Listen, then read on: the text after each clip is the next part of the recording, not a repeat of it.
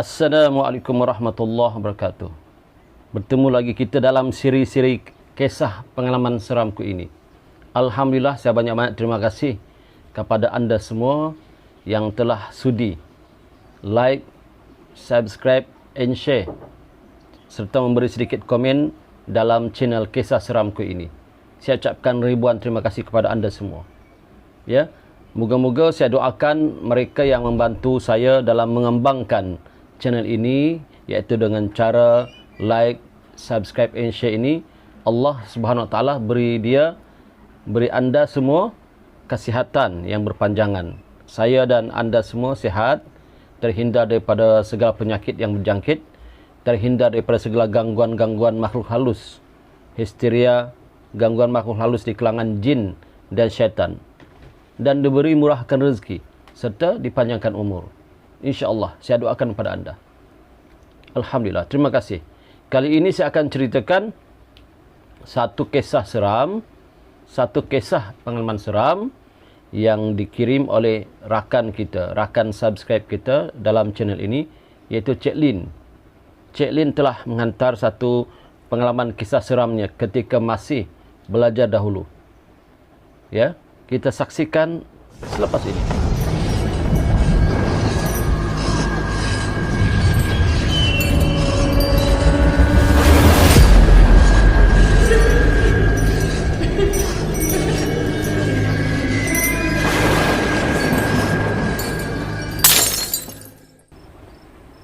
Bertemu kembali. Sambung terus ceritanya, lanjut ceritanya. Jadi dalam kisah pengalaman yang dikirim oleh subscribe kita Cik Lin ini, dia telah menceritakan bahawa dahulu kisah ini berlaku tahun 2018 ketika dia masih belajar di salah satu pusat pendidikan di negeri Sabah. Ketika itu dia adalah pelajar baru, ya, pelajar baru yang mendaftar dan telah diterima masuk, ya. Jadi seperti biasalah, setelah didaftar masuk, setelah dibuat orientasi dan sebagainya, maka dia telah dibagi satu bilik asrama. Yang mana bilik asrama ini ada banyak lah. Ada yang 4 katil, maknanya boleh muat 4 orang. Ada yang 2 katil, boleh muat 2 orang sahaja pelajar. Maka Cik Lin ini telah diberi bilik yang cuma dimuatkan 2 pelajar sahaja, artinya 2 katil. Maka tinggallah dia di bilik itu bersama dengan seorang pelajar, yang mana pelajar ini namanya Tika. Jadi kawan baiknya, walaupun sebelum ini mereka tak kenal mengenal, tapi oleh kerana tinggal sebilik, maka akhirnya mereka telah menjadi rapat, menjadi karib, bahkan sentiasa jalan bersama. Ketika makan bersama, ya, pergi ke kelas bersama. Ya, biasa jadi kawan baik lah. Jadi mereka ini memang sentiasa kira, sebab maklumlah Cik Lin ini dia tinggal jauh daripada Kota Kinabalu. Sedangkan si Atika ini tinggal di kawasan Kota Kinabalu. Bermakna Atika ni kalau dia nak balik ke rumah ibunya pun tak jauh lah. Cuma Cik Lin ni jauh sikit, lebih kurang 350 km kampungnya, iaitu di daerah Sendakan, ya. Tetapi oleh kerana mereka ni tinggal sebilik, maka mereka dah menjadi kawan yang akrab, rapat, dan sentiasa bersama dan berbincang bersama, bahkan pergi makan bersama, masuk kelas pun bersama. Jadi ceritanya begini. Kisahnya adalah pada satu malam, iaitu selepas mereka ini balik, hari itu mereka ada satu aktiviti yang padat menyebabkan mereka balik lambat. Ya, mereka balik lambat, iaitu kira-kira pukul 8 malam barulah mereka balik ke asrama masing-masing, kerana ada satu aktiviti yang padat daripada pagi sampai petang lah, diceritakan begitu. Jadi bila mereka balik ke asrama masing-masing, mereka letih, ya. Cik Lin dan Tika ni masuk ke biliknya dalam keadaan letih badan, penat badan mereka. Jadi mereka pun tak banyaklah sembang, ya, tak banyak bersimbang-simbang begitu. Biasanya mereka bila balik ke asrama, mereka akan simbang-simbang panjang, ya, cerita pasal pelajaran dan sebagainya. Tapi malam tu letih, dah puas dengan aktiviti dalam sekolah, mereka berdua ni tertidur di katil masing-masing lah. Tika dengan katilnya, Cik Lin pun mengatilnya, ya. Tertidur, terlelap, letih lah. Letih kira-kira pukul 12 malam. Ya, yang herannya ni kata Cik Lin, mereka terjaga pada pukul 12 malam kerana ada bunyi petir yang kuat, ya. Hujan lebat, mereka tak sedar hujan lebat malam itu. Kemudian ada bunyi guntur ataupun petir, guruh di langit yang kuat, ya. Bunyi guruh di langit yang kuat itu menyebabkan mereka terjaga. Mereka terbangun serentak, masing-masing pandang masing-masing, ya. Rupa-rupanya mereka telah tertidur dalam suasana yang hujan lebat dan ada petir serta guruh di langit, ya, kilat sambung menyambung. Mereka terjaga di tengah malam. Bila mereka lihat jam ketika itu, tepat pukul 12 malam. Ya, tepat pukul 12 malam. Jadi masing-masing, sebab tadi balik pun tak sempat buat apa, terus tertidur terlelap, keletihan. Maka Atika ni pun minta temanlah dengan Cik Lin. Teman ke mana? Teman untuk pergi ke bilik air. Kata Cik Lin, okey, boleh. Dia pun temankan. Ya, kawan rapat, makan bersama, ya, belajar bersama. Bahkan ke tandas pun tak teman. Kebiasaannya Atika ini ataupun Tika ini taklah minta teman. Tapi oleh kerana malam tu hujan lebat, disertakan pula dengan bunyi petir, ya, guruh di langit sambung menyambung, dan suasana yang begitu menyebabkan dia rasa takut, ya. Kemudian tengah malam pula pukul 12 malam. Jadi kata Tika, ialah boleh temankan. Maka Cik Lin pun dengan Tika pun pergilah, ya, ke tandas. Tandas itu pula berada di hujung sekali. Di hujung asrama tu dia berbentuk seperti satu bangunan, yang mana tandas di hujung, satu bangunan flat, ya, tandas di hujung. Mereka pun pergilah sama-sama ke tandas. Jadi tandas itu pula, dalam tandas itu dia mempunyai banyak bilik. Kemudian ada singki-singki tempat membasuh muka, ya. Mengikut ceritanya, singki lebih kurang ada 6 singki. Kemudian ada cermin, di depan singki itu ada cermin. Kemudian ada tandas itu lebih kurang 6 tandas. Dan ada tandas yang kerosak, ada tandas yang baik, yang bagus lah, ya. Tandas yang belum dibaiki pun ada. Jadi Tika masuk, Cik Lin tunggu di luar di tempat singki sambil cuci tangan, cuci mukanya lah, ya. Kemudian selepas Atika sudah buat keadaan hajat, dah selesai buang air, maka tiba-tiba Cik Lin rasa macam dia pun nak buang air juga, ya. Dia kata kepada Tika, boleh tunggu kah? Sebentar, saya pun tiba-tiba lah rasa nak buang air. Tadi tak rasa, sekarang masuk tandas ni baru nak rasa nak buang air. Maka Cik Lin pun masuklah ke dalam bilik air, ya. Bila masuk dalam bilik air, dah selesai buang air, ya, keadaan hajat dah selesai dah mula pakai pakaian. Tiba-tiba berlaku sesuatu perkara yang menakutkan, ya, mereka berdua. Iaitu tiba-tiba sahaja ketika Cik Lin masih dalam bilik air, dalam tandas, ya, maksud saya dalam tandas, dan Tika pula sahabatnya di luar tandas, di kawasan singki tempat membasuh tangan dan muka itu, tiba-tiba sahaja mati lampu, black out, mati karan lah orang sini kata, mati karan, mati lampu ataupun black out, gelap gelita. Dahlah hujan lebat, petir sambung menyambung, bunyi kilat tu, guruh sambung menyambung, ya, bertambah suasana menjadi seram tu. Mati pula elektrik. Subhanallah, dia kata mereka pun takut, ya. Masing-masing terkejut, berteriaklah, tolong peringkat awal, sebab tiba-tiba mati. Dalam tengah malam yang sunyi, semua pelajar-pelajar di asrama di politeknik semua dah dalam keadaan di bilik masing-masing, tidurlah. Mereka pula tengah malam merayap pergi ke tandas. Mati pula elektrik dalam keadaan hujan yang lebat, petir sambung menyambung begitu.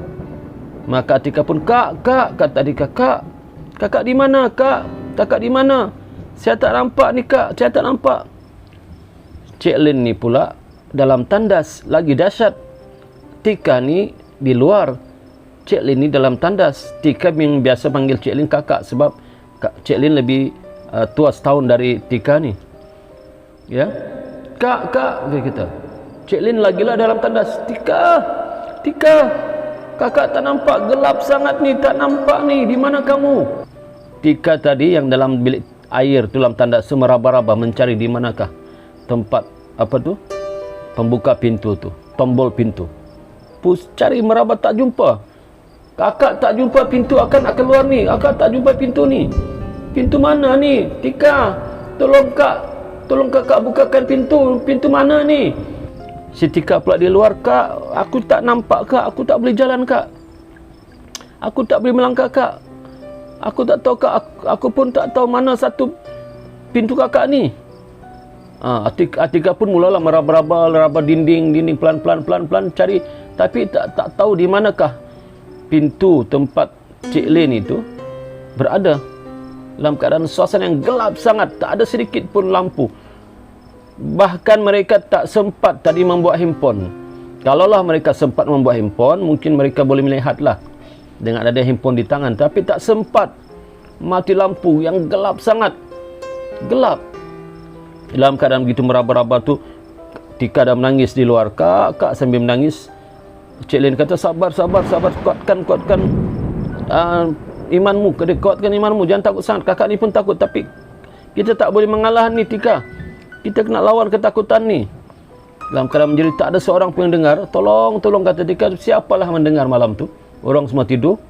Maka dalam keadaan meraba-raba Cik Lin ni, tiba-tiba Cik Lin terbuka pintu. Cik Lin ingat inilah pintu keluar. Dia pun pelik. Tandas itu bukanlah kecil sangat, tidaklah jauh besar sangat. Tapi biasanya kalau kita merabah pintu, mesti kita tahu di mana pintu.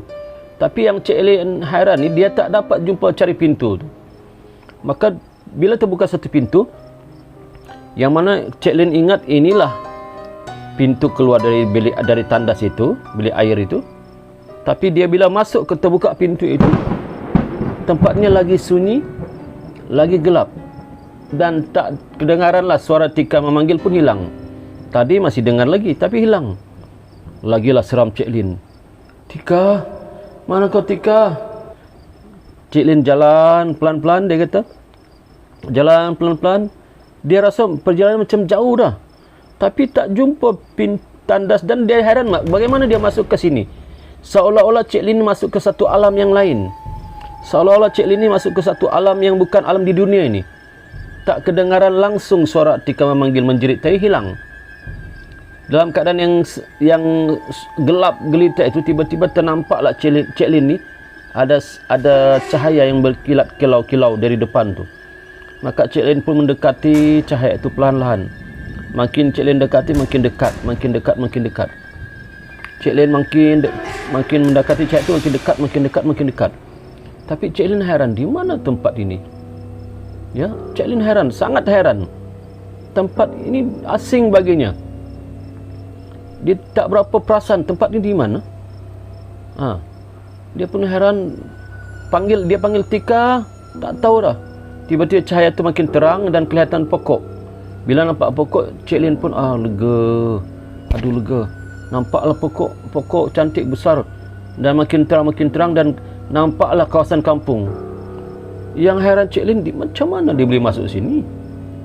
Macam mana boleh dia masuk ke sini, ke alam ini? Nampaklah kampung tersusun. Kampung tu tersusun rapi. Kampung rumahnya dibuat daripada kayu lah. Tersusun cantik berbaris-baris. Dan dia pergi menuju ke cahaya itu sambil istighfar, astagfirullah, sambil memohon ampun dengan Allah. Tadi dalam tandas dia tak boleh cakap bismillah ke apakah doa sebab dalam tandas kan. Tapi bila keluar tandas ini nampak seolah-olah macam dia ni diselamatkan oleh seorang. Kata Cik Lin, seolah-olah dia ni macam diselamatkan oleh seseorang yang inginkan selamatkan. Tapi Cik Lin pun berkata dalam hatinya, aku bukanlah kesusahan sangat sebab aku masih berada di bilik air dan mungkin blackout ini tak lama. Mungkin blackout tu lampu akan kembali lah seperti biasa. Taklah sampai berjam-jam. Itulah kata hati Cik Lin ni. Sampai dia satu tempat, nampak cahaya tu, nampak pokok dan ada rumah. Dia tak nampak pun seorang manusia yang berjalan. Dia tak nampak pun seorang kalibat wajah manusia ataupun manusia yang berjalan di tempat itu. Tak nampak. Dia terus berjalan. Dia nampak sesuatu kampung makin dekat kan. Makin dekat dia nampak keadaan rumah yang banyak tersusun panjang. Ada jambatan yang cantik. Ada pokok yang cantik. Pokok tu pula dia tak pernah nampak pokok tu di dunia ni, dia kata. Dia biasa jugalah dia belajar geografi, belajar pertanian, belajar pokok. Tak pernah nampak jenis pokok tu. Rumah kayu tu pun cantik. Tak pernah dia nampak bentuk rumah kayu, cara buatannya, cara ukirannya begitu di dunia ni, dia kata. Cantiklah. Ya. Bahkan rumah itu dia warnanya macam warna bercorak pelangi. Cantik, indah. Pelan dia teruskan lagi, makin dekat, mendekat di kampung tu, makin dekat. Tiba-tiba sahaja ada orang yang memukulnya di belakang. Ada orang yang memukul Cik Lin dari belakang, di belakang kepala. Kemudian Cik Lin jatuh pitam, pandangan matanya gelap, terus pingsan. Dia tak sedarlah, lepas tu dia pingsan lah. Cik Lin pingsan. Bila ada orang memukul di belakangnya dengan pukulan yang kuat, Cik Lin pingsan. Ya. Tahu tak apakah yang berlaku pada Cik Lin? Tunggu selepas ini. Bersambung di seri kedua. Tunggu.